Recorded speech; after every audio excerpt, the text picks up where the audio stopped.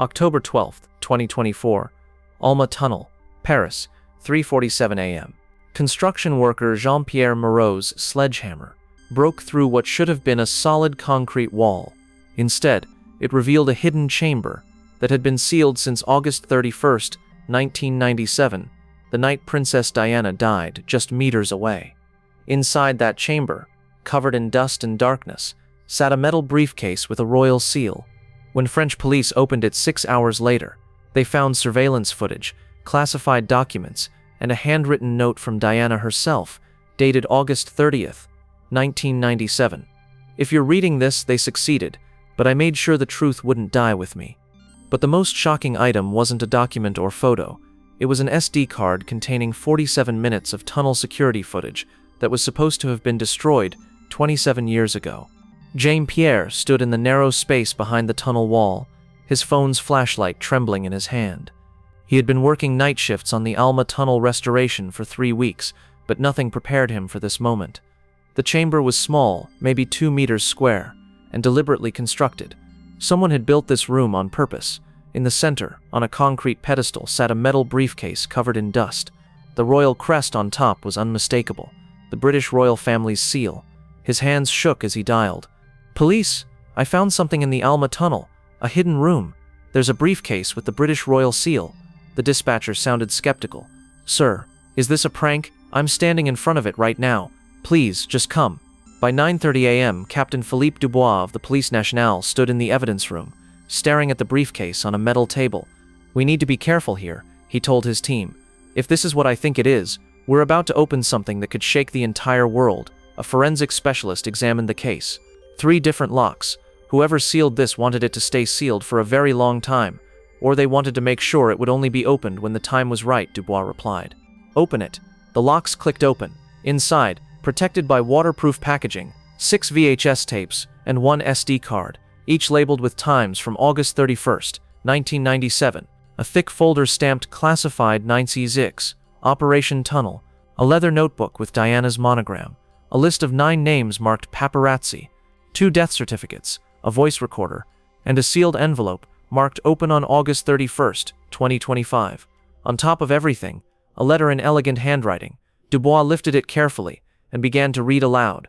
"To whoever finds this, if you're reading this letter, it means I didn't make it. It means they succeeded. I know they're planning something.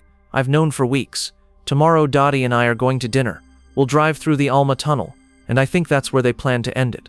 I've hidden this evidence in the one place they'll never think to look, the place where they intend to kill me. Tell my boys I love them. Tell the world that Princess Diana didn't die in an accident. She was murdered. With love and defiance, Diana." The room fell silent. Dubois set the letter down, his hands shaking. She knew they were going to kill her, and she documented everything. The footage. The next morning, Dubois invited representatives from the British Embassy, the French Ministry of Justice, and 2 independent journalists to a secure viewing room. Everyone needed to see this simultaneously. No accusations of tampering. "Before we watch," Dubois announced, "I want to make clear that this footage was supposedly destroyed in 1997. Official reports stated all tunnel cameras malfunctioned. What we're about to see suggests that was a lie." He pressed play. Camera 1, tunnel entrance, 23:04:47. The black Mercedes entered the frame at moderate speed. Behind it, 7 motorcycle headlights, the paparazzi. But there was something else. 3 seconds before the Mercedes entered, a black Range Rover with diplomatic plates appeared from the opposite direction. It slowed, then turned and followed the Mercedes into the tunnel. "Stop," a British embassy official said, his face pale. "That Range Rover has UK diplomatic plates. That vehicle should not have been there." "And yet it was," Dubois replied coldly. "Keep watching." Camera 2, mid-tunnel, 23:04:52.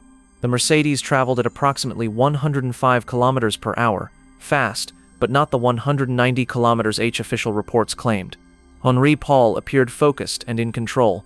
Then the tunnel lights flickered. For 0.4 seconds, a bright flash erupted ahead of the Mercedes. Henri Paul's hands flew to his face, blinded. The car swerved. "A flash bomb," someone whispered, "used by intelligence agencies to disorient drivers." Camera 3, crash point, 23:04:54. The Mercedes was recovering when the Range Rover suddenly cut across its path. Henri Paul had no choice. He turned hard left to avoid collision. The Mercedes struck the 13th pillar. The impact was catastrophic. The Range Rover didn't stop. It accelerated out of the tunnel and disappeared. That was not an accident, a journalist said. That Range Rover deliberately caused that crash. Camera 4, post-crash, 2305 onwards. For 3 minutes, only paparazzi arrived. Then, at 2308, a white Fiat Uno pulled up. A man in dark clothing walked directly to the Mercedes and looked inside, checking the passengers. "He's checking if they're dead," someone whispered. At 2317, 2 men in military uniforms arrived. They didn't help. They stood near the car, making phone calls. The first ambulance didn't arrive until 2332, 27 minutes after the crash. And when it did, the paramedics moved slowly. They spent 10 minutes at the scene before loading Diana. The hospital was 6 minutes away. The ambulance took 37 minutes to get there, stopping once for medical procedures. Diana was alive when loaded into the ambulance. The footage showed her moving, but by the time she reached the hospital, it was too late. When the footage ended, no one spoke. Finally, Dubois turned to the British official. "I need to know who authorized that Range Rover, because this footage is being released to the public in 48 hours. The official looked sick. "I need to contact London immediately." The documents. While the footage was authenticated, specialists examined the papers. The folder marked Operation Tunnel contained over 200 pages. Each page was explosive. The first document was dated July 15, 1997, marked Classified, Eyes Only. Subject Diana Spencer. Threat assessment. Status critical. Diana has become uncontrollable. Recent relationship with Dodi Al-Fayed poses unacceptable threat.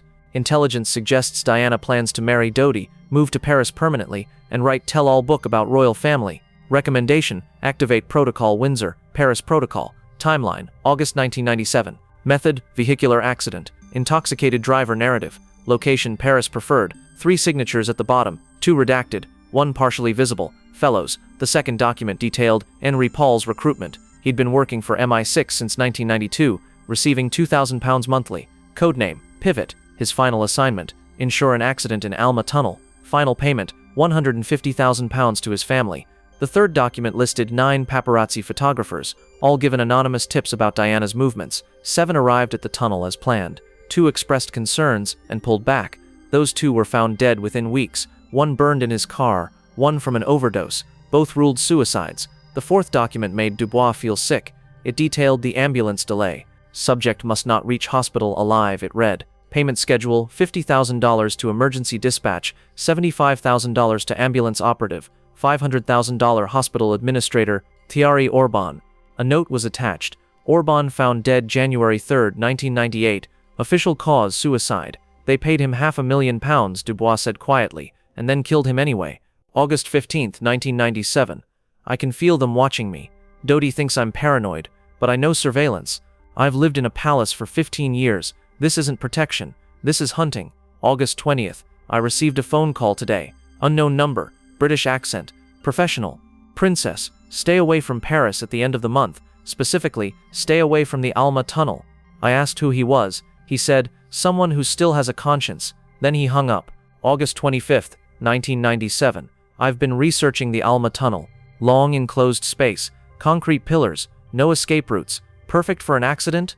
I'm probably being paranoid, but after everything they've done to me, paranoia seems rational. August 28th. I'm going to Paris despite the warning, despite my fears, because I'm tired of running. If they want to kill me, they'll have to do it, but I've documented everything. I've hidden evidence. Dead or alive, I will be heard. August 30th, 1997, 11:55 p.m. Final entry. Tomorrow is August 31st. Tomorrow they're going to try to kill me. I've placed this diary in a hidden chamber inside the tunnel wall. If you're reading this, I'm probably dead. Tell the world what they did. Tell my sons I loved them. Tell the truth, because they can kill me, but they can't kill the truth. Diana. The video testimony. The SD card contained one more file. Diana final message.mp4. This is Diana's last message. Whatever she recorded, she wanted us to see it. The screen flickered. Diana sat in a hotel room, facing the camera. Her eyes were red, but her voice was steady. Hello. I'm recording this because I think tomorrow might be my last day alive. I know how that sounds. Paranoid. Crazy. But I'm not crazy. I'm being hunted. She leaned closer to the camera. 3 days ago, I received an anonymous call warning me to stay away from Paris, specifically the Alma Tunnel. The call came from inside the Ministry of Defense. That's when I knew for certain. This isn't paranoia. This is a plan. I've been collecting evidence for years. I have copies hidden everywhere. But I'm putting the most important evidence here, in this briefcase, in the tunnel where I think they're planning to kill me." Her expression hardened. "Let me be clear. I know about Operation Tunnel. A source inside MI6 leaked it to me. They're planning a car accident. They've recruited Henry Paul, our driver. They're coordinating the paparazzi. They've compromised emergency services. They've thought of everything except one thing. They didn't think I'd find out. If you're watching this, I'm probably dead. But they failed in silencing me. This operation has approval from the highest levels. The Prime Minister knows. The Queen knows. Prince Philip is coordinating it. Prince Charles wants me gone so he can marry Camilla. I understand why. I've become inconvenient. I know too much. I'm too popular. I'm planning to marry a Muslim man. And worst of all, I'm planning to tell the truth." Diana's voice broke. "William, Harry, if you're watching this, Mummy loves you. I'm sorry I won't be there. But I need you to know, your grandmother, grandfather, and father did this to me. They murdered your mother. Don't believe it was an accident. Don't believe the paparazzi killed me. Your mother was murdered, deliberately." She stood up. "To the royal family, you killed me. But you didn't destroy me. You made me immortal, because now I'll live forever in the truth." Diana walked toward the camera.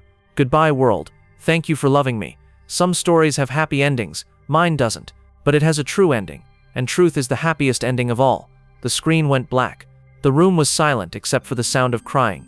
The voice recorder contained one recording from August 31st, 1997, 11:47 p.m., 42 minutes after the crash. Background noise, sirens, chaos. Male voice 1. British, authoritative. "This is Omega. Status report." Male voice 2. French, stressed. "We discussed Protocol Windsor. Delay. Equipment malfunctions. Blood type takes time. Make it work for us." Lambda crying. "God forgive me. Omega, God has nothing to do with this. This is about the crown. £500,000. Remember, your daughter's medical treatment. Your wife's affair remaining private." Lambda, "What specifically do you need?" Omega, "Just delays. If she lives, you lose everything. If you do this, you're protected forever. The money arrives at sunrise." Lambda, barely audible. "Okay, I'll do it." Omega, "Smart man. This conversation never happened. If you ever speak of this, you'll join Diana in the morgue." The call ended. Audio analysis identified Omega as Sir Robert Fellows, the Queen's private secretary, Diana's brother-in-law. Lambda was Thierry Orban, the hospital administrator who received $500,000 and was found dead 4 months later. The world explodes. When the evidence was released on October 20th, 2024, it caused the largest global news event in years. Within hours, 2 million people gathered outside Buckingham Palace. The chant was deafening. "Justice for Diana." Signs read, "The Crown killed Diana. 27 years of lies. She knew she'd die." King Charles released a statement. "These allegations are completely false. I loved Diana. Any suggestion I was involved is deeply hurtful." But no one believed him. The evidence was overwhelming. Then Prince William appeared on television with Harry beside him. William's face was pale but determined. "My brother and I have reviewed the evidence. What we've seen has shaken us to our core. Our mother predicted her own death. She documented a conspiracy. She named names." Harry added, his voice shaking. "For 27 years, we've been told our mother died in an accident. That was a lie. Our mother was murdered, and members of our own family were involved." William continued, "We're calling for complete investigation. We want everyone involved held accountable. We will not protect anyone. Not our father, not our late grandmother, not anyone. Our loyalty is to truth." The world erupted. #Justice for Diana hit 45 million tweets in 24 hours. The arrests began immediately. Sir Robert Fellows, age 73, was arrested at his Norfolk home. "I was following orders," he said. "I was protecting the crown." Dr. Jean-Marc Martineau, the hospital doctor paid to ensure complications, was arrested in Paris. When played the phone recording, he broke down. "I didn't think she'd die. I just delayed procedures. I needed the money." 12 MI6 agents were arrested. One decided to talk. "I couldn't live with it anymore. Diana knew everything we were planning. She went to Paris anyway because she was braver than any of us. She sacrificed herself to expose us. She won." Then came the biggest arrest. October 25th, 6 a.m. Metropolitan Police arrived at Windsor Castle. King Charles III was formally arrested and charged with conspiracy to commit murder. His lawyer invoked royal immunity, but the judge ruled, "There is no immunity for murder. King Charles III can be prosecuted." Parliament voted 483 to 149. Charles was forced to abdicate. At 8 p.m., Prince William became King William V. His first statement: "My first priority is justice for my mother. I will not use royal privilege to protect anyone. The monarchy must earn your trust. That starts with truth." Diana's sons had done what she couldn't do in life. They brought down the system that killed her. The trials. The trial began in January 2025. The prosecution presented the tunnel footage, the MI6 documents, the phone recordings, Diana's diary, her video testimony, financial evidence, and witness testimony. The defense argued they were following orders. They believed they were protecting national security. The prosecution countered, following orders is not a defense for murder. These people chose money over morality. They chose murder over justice. In March 2025, the verdicts came. Sir Robert Fellows, guilty, life in prison. As he was led away, "I served my queen." Dr. Martino, guilty, 25 years. He wept, "Diana, forgive me." Multiple MI6 agents, guilty, 15 years to life. Charles Windsor, guilty of conspiracy to commit murder. Life in prison without parole, stripped of all titles, wealth seized. He showed no remorse. "I did what was necessary for the crown." Camilla Parker Bowles, guilty as accessory, 30 years. King William V made historic changes to the monarchy. Complete transparency, no immunity, independent oversight, and the creation of Diana's law, making it illegal for officials to conspire against private citizens. Diana's final letter. On August 31, 2025, the 28th anniversary, the sealed envelope was opened. Inside was Diana's final letter, dated August 30, 1997, 11:59 p.m. To whoever finds this, on August 31, 2025. Hello from the past. If you're reading this, I've been dead for exactly 28 years. 28 years since they murdered me. 28 years since they thought they'd silenced me forever.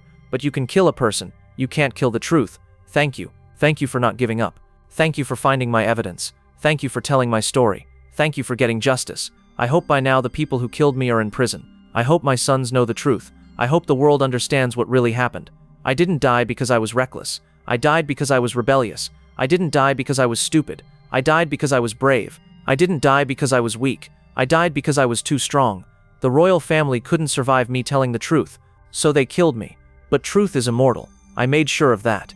To William and Harry, my darling boys, I'm so sorry I missed your weddings, your children, your lives. But Mummy didn't leave you.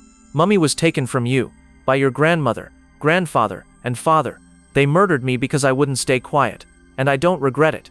Some things are worth dying for. Truth, freedom, love. I died free. I died honest. I died fighting. That's how I want you to remember me. Not as a victim, as a warrior. To the world, thank you for loving me.